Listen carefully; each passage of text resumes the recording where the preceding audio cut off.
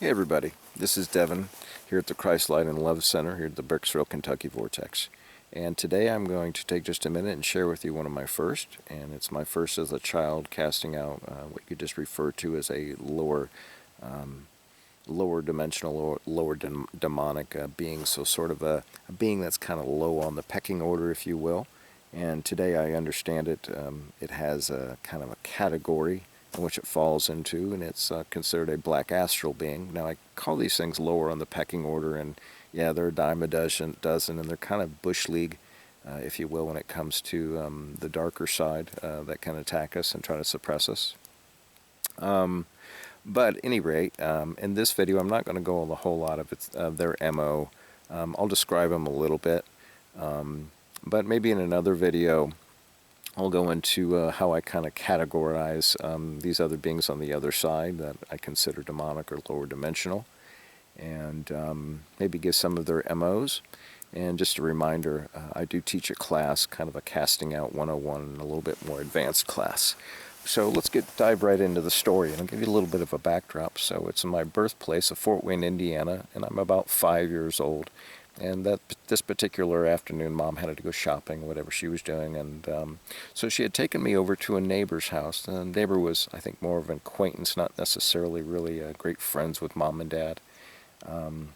But it was, I was taken over there to be babysat, and it was about, nap time, noon or 1 or whatever it was.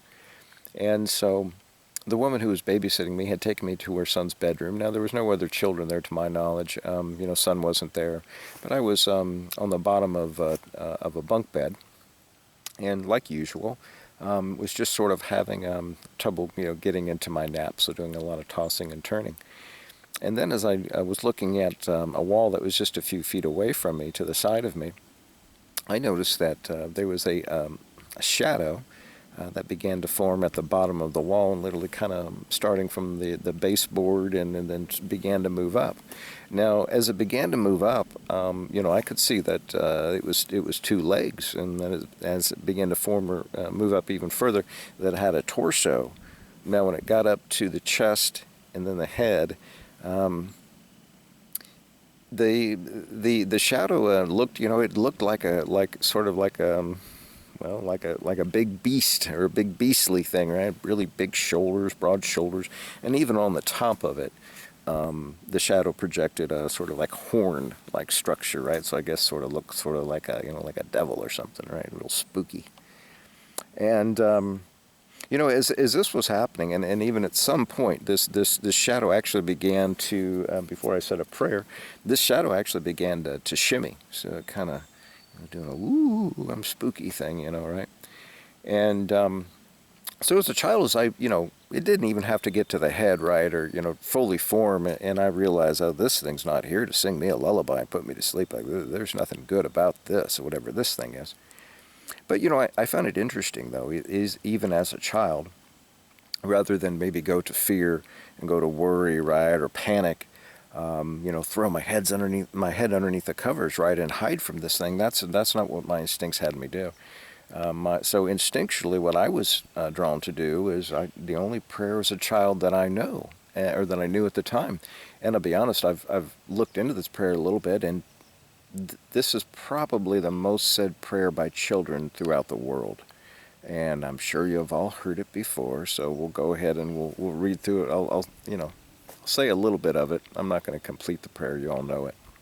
But what I found that as I was saying this prayer, that as I got to the word Lord in the prayer, whatever this thing was on the wall, of course, now Black Astral being, but this thing, though, what took maybe 30 seconds to form and then kind of fully do that shimmy little dance it was doing on the wall, as soon as I got to the word Lord in this prayer, slam. I mean, it went straight back to wherever the hell it came from, basically.